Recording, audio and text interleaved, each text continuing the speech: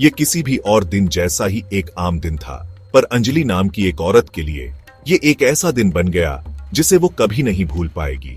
वो अहमदाबाद एयरपोर्ट के busy terminal में खड़ी थी। एयर इंडिया की फ्लाइट AI 171 का टिकट उसके हाथ में मजबूती से पकड़ा हुआ था। उसका डेस्टिनेशन लंदन था। नई अपॉर्चुनिटीज और सपनों का शहार। उसने अपना सामान बड़े ध्यान से पैक किया था, सिर्फ कपड़ों से नहीं बल्कि फ्यूचर के लिए उम्मीदों से भी।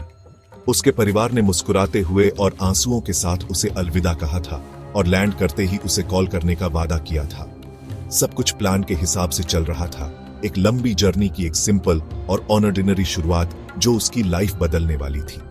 अंजलि को एक्साइटमेंट और नर्वसनेस का वो जाना पहचाना मिक्स फील हो रहा था जो हमेशा किसी फॉरेन लैंड पर ट्रेवल करने से आता है। एक ऐसी फीलिंग जो बिजी डिपार्चर लाउंज में कई लोगों को हो रही थी। जैसे ही वो फाइनल गेट से होते हुए एरोब्रिज पर चली, एक अजीब सी फीलिंग उसके दिल में आने लगी। ये एक छोटी शांत बेचैनी थी, जैसे उसके जूते में एक छोटा सा पत्थर हो। उसने बड़े एयरक्राफ्ट बोइंग 787 8 ड्रीमलाइनर को देखा जो उसे कॉन्टिनेंट्स के पार ले जाने के लिए इंतजार कर रहा था। इसे मॉडर्न मार्वल का सिंबल होना था उसकी नई लाइफ के लिए एक सेफ और फास्ट राहत। फिर भी कुछ गलत लग रहा था। प्लेन के चारों ओर की हवा भारी लग रही थी, जेट फ्यूल की यूजुअल स्मेल से नहीं बल्कि एक अनकही चेतावनी से। वो रुक गई और दूसरे पैसेंजर्स को अपने आगे जाने दिया। उसके दिमाग ने उसे आगे बढ़ने को कहा, उस बेवकूफ वाली फीलिंग को इग्नोर करने को कहा, पर उसका दिल, एक समझदार साथी, ने उसे रुकने और खामोशी सुनने के लिए कहा। लाइन आगे बढ़ी और जल्द ही वो एयरक्राफ्ट के दरवाजे पर थी। फ्लाइट अटेंडेंट्स ने प्रैक्टिस की हुई स्माइल के साथ उसका वेलकम किया, पर अंजलि की अपनी स्माइल कमजोर लग रही थी। वो दरवाजे पर हिचकिचाई, उसके पैर भारी लग रहे थे। एक थॉट मंदिर की घंटी की तरह साफ उसके दिमाग में गूंजा, मत जाओ। ये कोई आवाज नहीं थी जो उसने अपने कानों से सुनी थी, बल्कि एक ऐसी आवाज थी जो उसने अपनी आत्मा के अंदर गहराई से महसूस की थी। ये उस तरह की इंट्यूशन थी जो एक माँ को अपने बच्चे के लिए होती है, एक पुरानी प्रोटेक्टिव इंस्टिंक्ट जो लॉजिक को धोता देता है। उसने बोर्डिंग के चमकते आंखों वाले स्टूडेंट्स, छोटे बच्चों वाले परिवार, एक बुजुर्ग कपल जो हाथ पकड़े हुए थे, ये सब बस लोग थे उसकी तरह अपनी अपनी कहानी और डेस्टिनेशंस के साथ। उस मोमेंट में उसने एक ऐसा फैसला लिया जिसे कोई नहीं समझ सकता था। वो मुड़ गई। एक ग्राउंड स्टाफ ने उसे कंफ्यूज कर दिया। सब ठीक हो गया, उसने पूछा, अंजलि, उस पावरफुल फीलिंग को एक्सप्लेन करो जिसने उसे चला। उसने ऐसे कैसे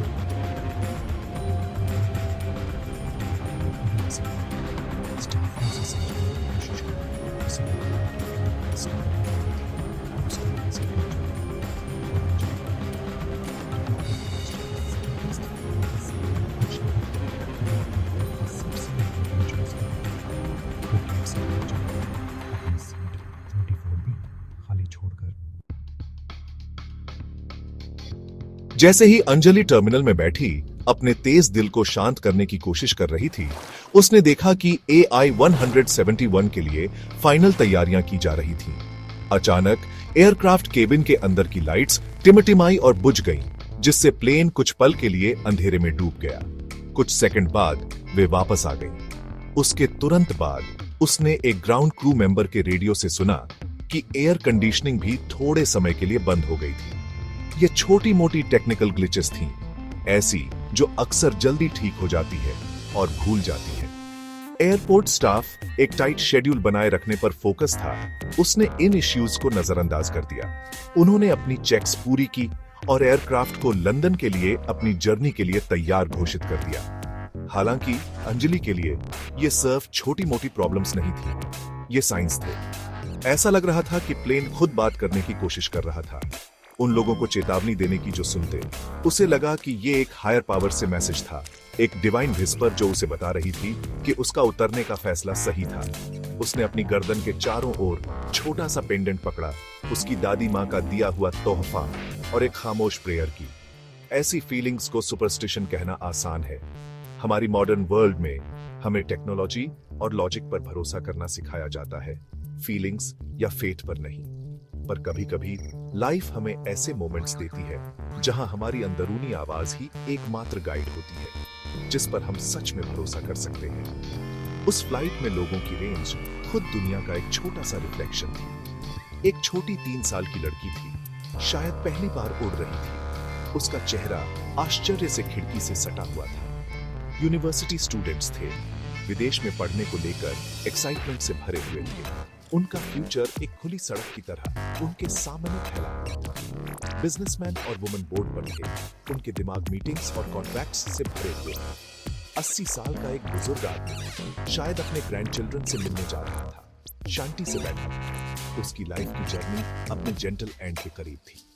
229 पैसेंजर्स और 12 क्रू मेंबर्स में से हर एक की एक यूनिक स्टोरी थी। परिवार और दोस्तों का एक नेटवर्क था जो उनसे प्यार करते थे, और एक लाइफ थी जो कीमती थी। अंजलि ने बड़ी टर्मिनल विंडो से देखा जैसे ही प्लेन को गेट से पीछे धकेला गया। वो धीरे धीरे रनवे की तरफ टैक्सी कर रहा था। एक राजसी मेटल बर्ड उड़ान भरने की तैयारी कर रहा था। उसका एक हिस्सा बेवकूफ महसूस कर रहा था। उसने सोचा कि उसने कितनी असुविधा पैदा की थी और उसे अपने परिवार को कितनी मुश्किल फोन कॉल करनी होगी। पर उसका एक और मजबूत हिस्सा राहत की गहरी फीलिंग महसूस कर रहा था, एक शंटी जो उस पर एक गर्म कंबल की तरह छा गई थी। उसे नहीं पता था कि उसे ऐसा क्यों लग रहा था, पर उसने उस फीलिंग पर पूरी तरह से भरोसा किया। उसने एयरपोर्ट पर थोड़ी देर और रुकने का फैसला किया, बस प्लेन को आसमान में सेफली टेक ऑन ऑफ करते देखने के लिए। इंजन्स की दहाड़ हवा में भर गई जैसे ही एयर इंडिया की फ्लाइट AI 171 ने अपनी चढ़ाई शुरू की। कुछ पलों के लिए सब कुछ नॉर्मल लग रहा था। विशाल बोइंग 787 8 रनवे से ऊपर उठा, चमकते हुए दोपहर के आसमान में चढ़ रहा था। पर चढ़ाई कमजोर और अस्थिर थी। उसके पहियों के जमीन छोड़ने के 1 मिनट से भी कम समय के बाद प्लेन लड़खड़ाया। उसे ऊंचाई हासिल करने में दिक्कत हुई।